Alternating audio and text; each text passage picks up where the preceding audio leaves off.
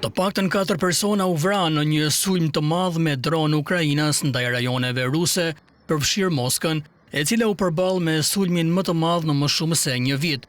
3 persona humbën jetën në rajonin e Moskës dhe 1 në rajonin e Belgorodit, thanë autoritetet të dielën. Guvernatori rajonal i Moskës Andrei Vorobyov tha se një grua u vra kur një shtëpi u godit në Khimki, në veri të kryeqytetit, duke shtuar se ekipet e shpëtimit po kërkonin në rënoja për një person tjetër. 2 burra u vranë në fshatin Pogorelki në Mytishqi.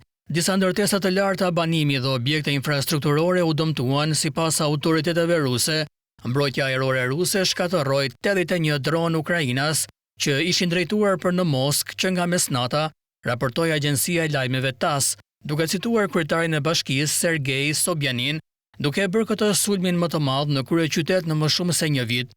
Sobyanin tha se 12 vet u plagosën kryesisht pranë hyrjes së rafinerisë së naftës në Moskë, ndërsa 3 shtëpi u dëmtuan. Teknologjia e rafinerisë nuk u dëmtua, shtoi ai. Ministria e Mbrojtjes e Rusisë tha se 556 dron ishin rrëzuar gjatë natës edhe deri në mëngjes në Rusi. Aeroporti më i madh i vendit, Sheremetyevo i Moskës, tha se mbeturinat e dronëve kishin rënë në territorin e tij pa shkaktuar ndonjë dëm.